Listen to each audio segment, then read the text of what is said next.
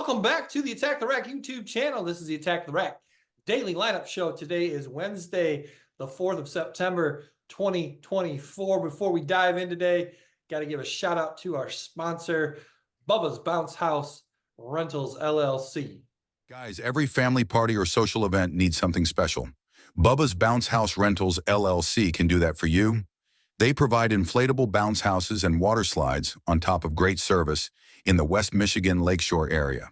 Call Bounce Master Sam at 616-485-0257 today and mention Attack the Rack to get $25 off your next rental. Also, find Bubba's Bounce House Rentals, LLC on Facebook. Bubba's Bounce House Rentals. All we rent is fun. All right. Hey, guys. Did you watch? I know it's been out for a while now, and hopefully it's not too old of news for our viewers. But did you guys watch yet on Netflix the Connor Stalions Untold sign stealing program documentary? I did not watch it. I took it in the other night there, Kurt. All right. Well, I obviously watched it too. So our Michigan fans here watched it. Trent, the Ohio State Buckeye, didn't watch it yet. Trent, if you ever do watch it, we'd love to get your 2 cents on it. Unfortunately, this is going to probably be a pretty biased segment here then. I assume the whole episode's pretty biased. Actually, that's the crazy thing is I heard somebody give their analysis of it, and they said that basically and let's be honest, there's two sides. There's the Michigan fan base and the Ohio State fan base, maybe some Michigan State fan base too on that side of the aisle. But someone explained it pretty well. It's almost like you can walk away from it, and if you're a Michigan fan, you walk away and you're like, okay, I get it. I thought that was pretty fair. But the same can be said for the other side of the aisle too, the Ohio State fans. They can kind of walk away saying, yeah, that was pretty fair. That was not biased. And I think if you watch it, you can kind of see kind of what they're saying. But anyway, Big Mo, what did you think? Well, obviously it is a Michigan side bias, but without really knowing, I don't think it looked that bad for Michigan. But again, that's without really knowing maybe exactly all the truths behind it all. They painted it in in the best light they could, that he was doing something that everybody else was already doing. And he probably took it to another whole level because of just who he is and how sophisticated he went with it. It still sounds like, he was kind of, without answering one of those NCAA questions in the end. Yeah. In reality, it doesn't sound like he went to games and pre-scouted in person. Yeah, he didn't. No, yeah. No. Besides Michigan State Central? Well, I still don't think that was him. So, I'm going to stick with that. And Trent, in the documentary, this is what's funny too, is he said it wasn't him. Or what did he say? Or I don't remember something. I don't remember that. I thought that was like clearly him. Well, what's funny is Dave Portnoy had quite a bit of airtime in the video and in the movie, and he was pretty good in it too. But he said that Connor Stalions told him it was him. No, but I happened to catch Barstool the other night. Yeah. Whatever, I don't know which one, but Portnoy, they were asking Portnoy about it. And he said they had asked like 10 questions in a row, and that was supposed to be his response to all those questions. Oh. So he really never really told them. Oh. They asked him, I guess as part of the video itself was they asked him like, where were you when Kennedy was shot? And then he responded with that same line that he used as, oh, that was Connor Stalions there. Really? Yes. So was it some BS editing then? Yes. Yeah. That. So it wasn't him. I don't think. That's what I took from it. Well, and here's the thing is that LeBron James, Mr. Ohio State fan, was one of the producers of the program. So. Oh, really? Yes. He was an executive producer. Yeah, it said it right at the end. No. That's a fake Ohio State fan. Yeah. Here's another thing. I think that it is very, very, very likely now, based on what we saw in that documentary, that nobody else besides Connor Stalions knew what Connor Stalions was doing. Outside of his partner, the booster, that was funding it all, right? Because all these tickets had to be purchased. You really believe that though? Yeah, I think, and you would probably, if you watch the documentary, you'll probably understand what I'm saying. Is his job? So basically, he was the sign stealer when he was at Navy. So he went to Navy. He wanted to get involved in football coaching. They gave him a spot on the staff, and his job was to steal signs, which is 100% legal, right? What makes it illegal is when you advance scout and videotape the games or the sidelines and go about stealing the signs that way. Okay, that's what's illegal. Well, so Connor Stalions, he always wanted to coach at Michigan. He met one of the coaches at a coaching clinic, and the guy's like, sure, come by my office. We'll see what we can do. He shows up. He's like, hey, when I was at Navy, I was a sign stealer. And up to that point, Michigan was way behind the times, and they weren't doing that. They weren't stealing signs, and everybody else was. Again, perfectly legal. No one was breaking any rules. Michigan was just, for some reason, not doing it at that point. So they gave the job to Connor Stalions, and he was the best at it.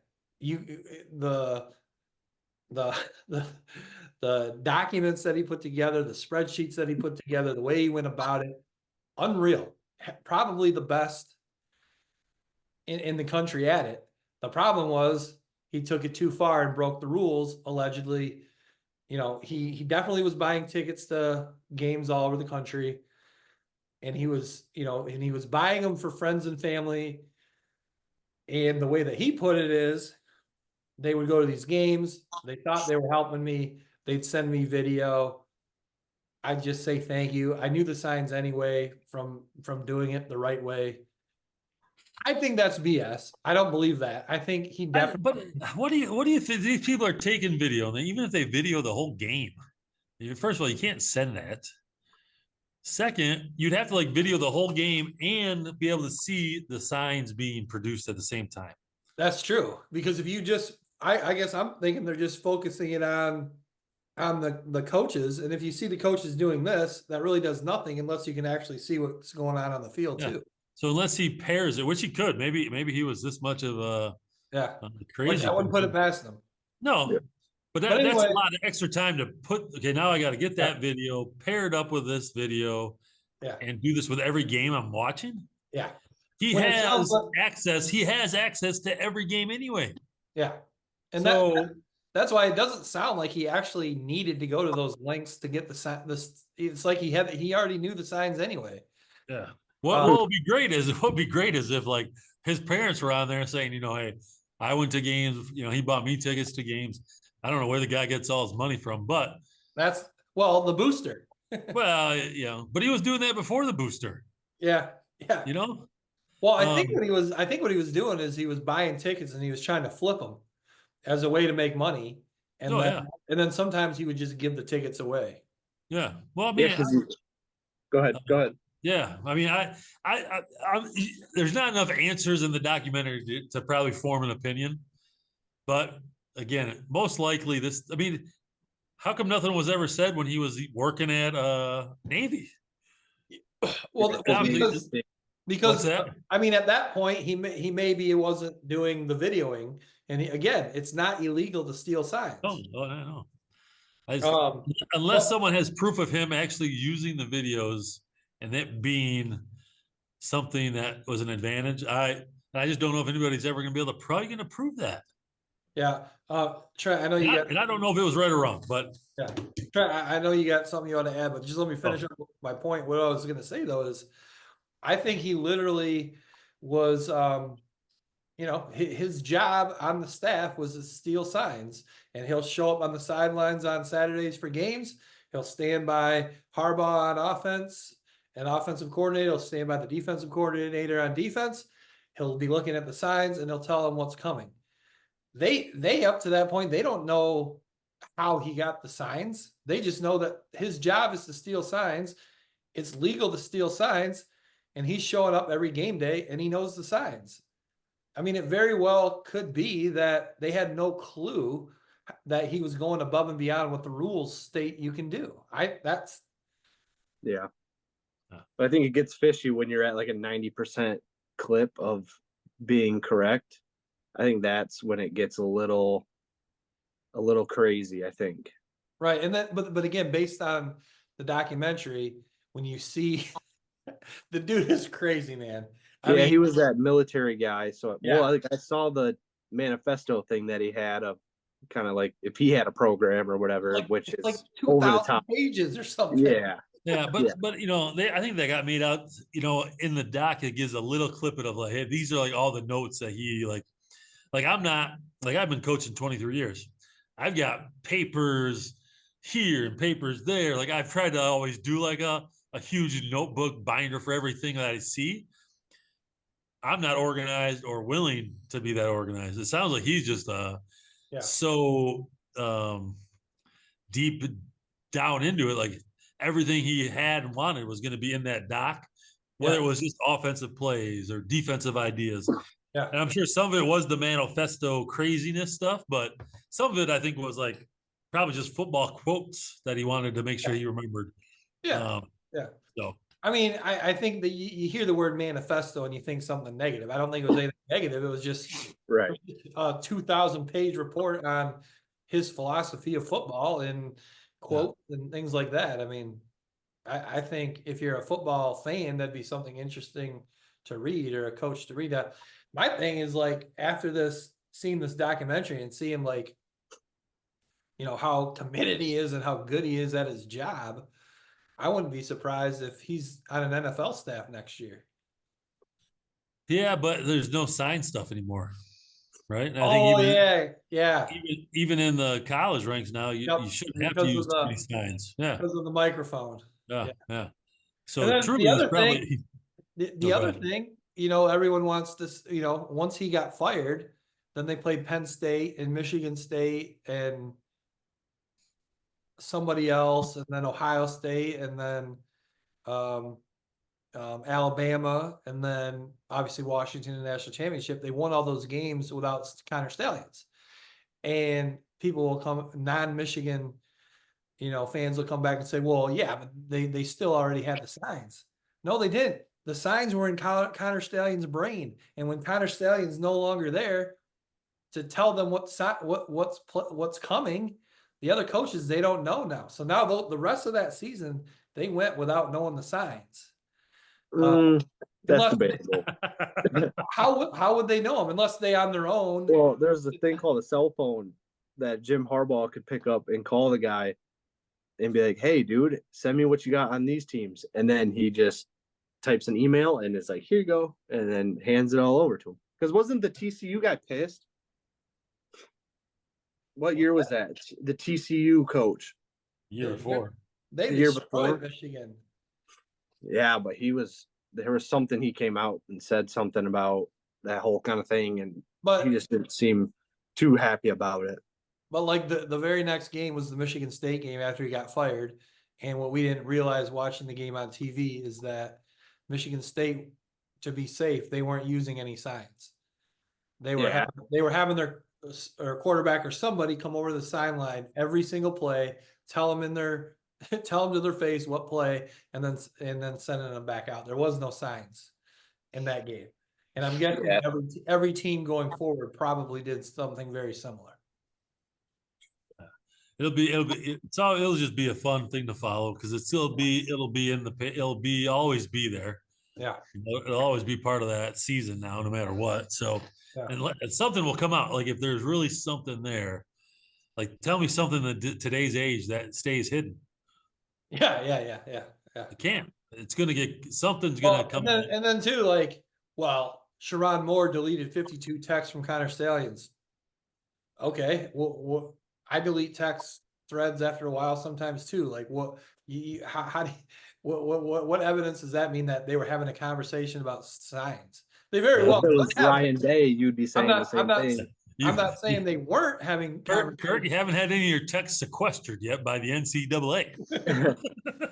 But if it was not Michigan and it was Ohio State, Oh, you'd be worried. Yeah. Oh, yeah. You know, it would just still be the same. Like, I could be like, oh, Ryan Day, he always deletes his text. You know? Well, I know I'd have the same stance. I'd say it very well could have been that they were talking about signs, or it very well could have not been. I mean, I think it's all very fishy. It's all fishy, and it worked out for you, so that's good. But I still think it's here's fishy. the thing. I think everyone does the exact same things, and I think Connor Stalions is the best at his job until he got caught. So, best cheater in NCAA football. Well, it'll be interesting to see. It'd be interesting to see how his what school is he at? Detroit, Mumford. They're horrible. They got beat by 40 the first game. Did they really? Yeah. Yeah, he didn't have any tape. And he's the defensive coordinator. Yeah, no tape. Didn't help him. Yeah. Again, I don't. I think his strength was this, like being able to figure out the signs like that. It was nothing to do with coaching. For sure. Obviously, this will be totally different for him. Yeah, that's true. Because you're 100% right. Totally different. So yeah, makes for an interesting conversation, documentary, and probably a book down the road. Yeah. All right, well, let's move on from a documentary to a docu-series. Hard Knocks, finally over. The snooze fest that it was, in my opinion. 5 episodes of snoozing. Probably one of the most boring, slow-paced Hard Knocks we've seen, in my opinion. I agree. I don't know. What do you guys think? I just don't. There's just not a lot of excitement with the Bears. Like and even Caleb Williams, like, yeah, first pick of the draft, great in college, still didn't win anything. I don't know. It's an odd character. Yeah. I just don't think there's a whole lot of excitement on the Bears, and they're just trying to get some hype around them. And I don't know, but who knows? He could end up being good, and they win 9 games this year. Well, and my thing with him is, and again, we talked about this last week, you're only judging him on a very small amount of clips in a small docu-series. But it just seems like when he's in these meetings with the coaches or the head coach one-on-one, he just seems so uninterested. Yeah. I don't know if that's just his personality or if that's, I don't know. It's hard to tell, but I feel like being an NFL quarterback, you can't be like a quiet kind of, like, you can't carry yourself like with all the swagger that he has and then just not be a very vocal leader and like a demanding leader in the NFL, I feel like. But yeah. We'll see what happens. 0-16 would be awesome. Wouldn't that be? It wouldn't be all bad. It'll be interesting to see. I think just think about this: the USC college game, the game versus LSU. Like, they look like a totally different team. Now their defense is way better. Yeah. 100 times better coach, probably. Maybe a better system, whatever. But obviously, you're taking a quarterback who sat behind Caleb Williams for the past 2 years, maybe 3. Mm-hmm. Looked just fine. Yeah. Caleb Williams, I think, has just an extreme talent, but that didn't help them win games at USC. Right. And you almost wonder how that's going to transpose for the Bears. Like, again, probably oodles of talents coming out of that kid, and you wonder how that's going to, if he's not doing all these little things, does that really form into a Hall of Fame NFL career? Yeah. And then speaking of the quarterback situation, that was a big feature on episode 5. What they were going to try to decide to do with the remaining 3 other quarterbacks that were on the roster for camp. I guess I didn't realize that they were until last night's episode, they were actually deciding, do we want to keep 2 or 3? I thought the standard was you have a backup quarterback and a 3rd string quarterback, but I guess nowadays, or some teams, they actually keep two, and then the third is actually practice squad. So, I mean, to me, that seems a little risky. Your starting quarterback goes down, let's say, and now you've got one quarterback for the rest of the game. Yeah, especially if he's not. I feel like there's not a huge gap between second and third string.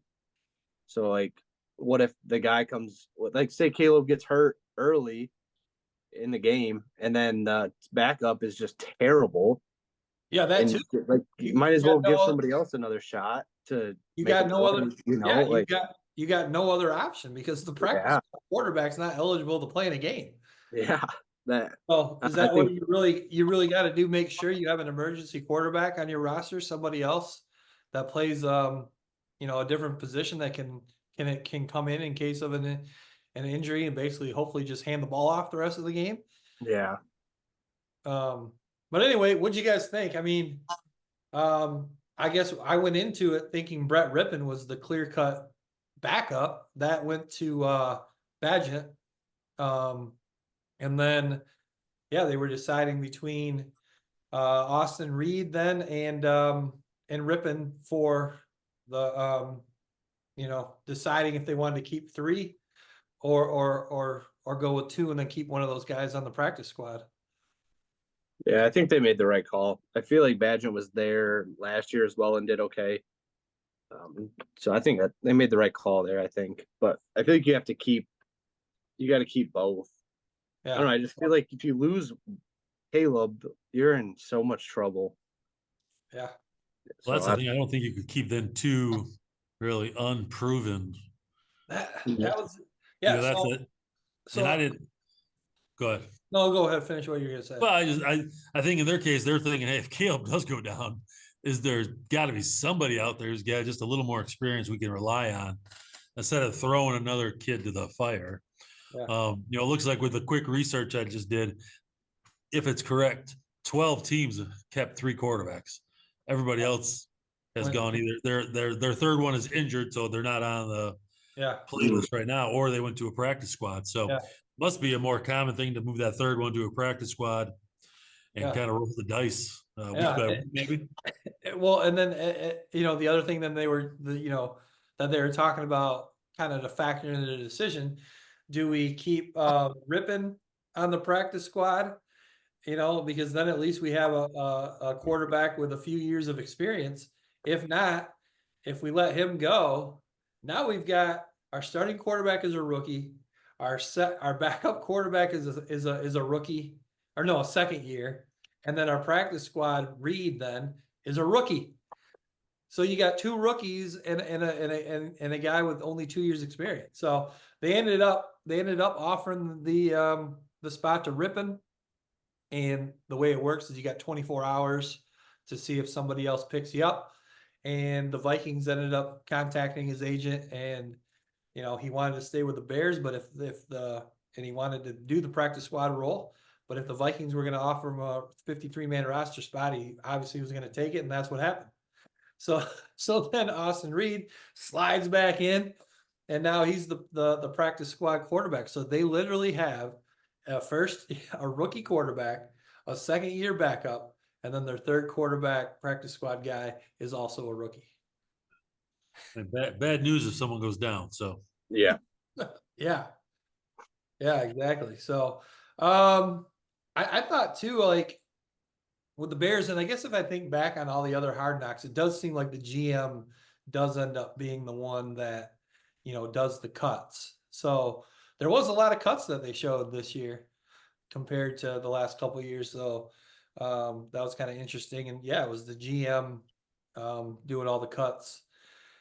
For the most part, the assistant GM is the one that cut Austin Reed, but then obviously they ended up bringing him back as practice squad. But I thought it was pretty interesting to see how many coaches they have in this conference room trying to make these decisions, and then it's all led by the GM, not the head coach. The GM is the one that says, here's how many guys we want at each position, and then they kind of talk it out. So I thought that was pretty interesting. Yeah, the one cut was a little funky, though, I thought. I know what one you're talking about. where the dude was like crying before he even said anything. It's like, why are you cutting him then if it hurts you this much? I don't know if that Hey, player was like a it's a veteran. business, fellas. It's a Yeah. business. Well, yeah, if it's a business, then you should just go in there stone cold and just, sorry, buddy. Like, see ya. Rather than like sit there and cry and then like the guy sitting there like, I already know you're gonna cut me, so just do it. That's the thing. Yeah, for the most part, it is kind of seemed like they come in, they sit down, the GM, hey, we're gonna release you. But with this one, it was Adrian Colbert. Yeah. So is he a veteran or something, or is he like Yeah.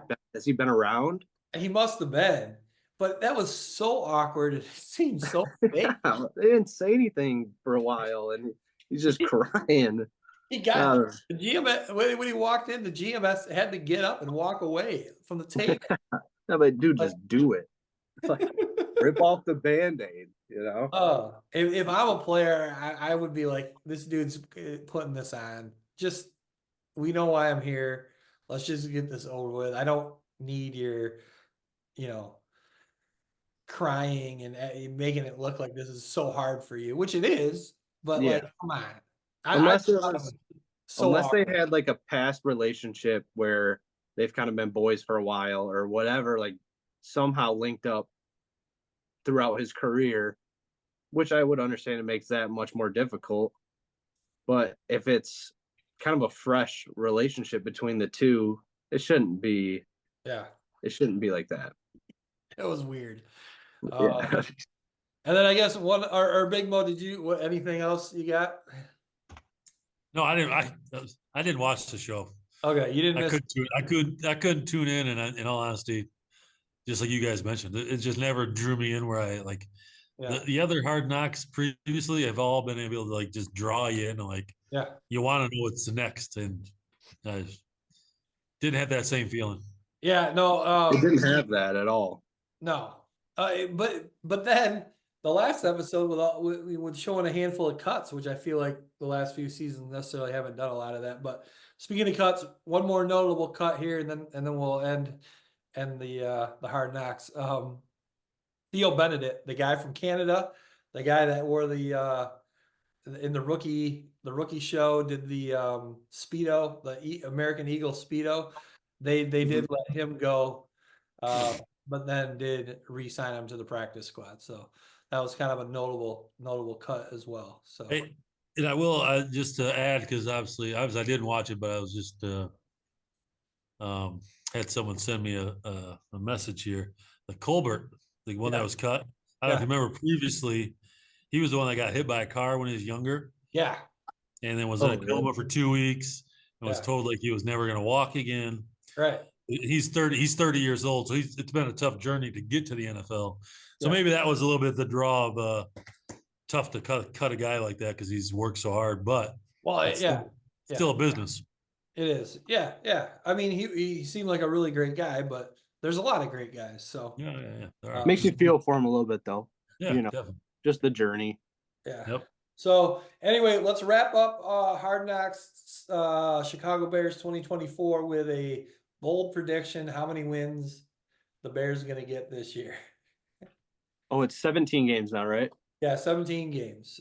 Again, they're in their NFC North, so they got 2 games against the Lions, 2 games against the Packers, 2 games against the Vikings.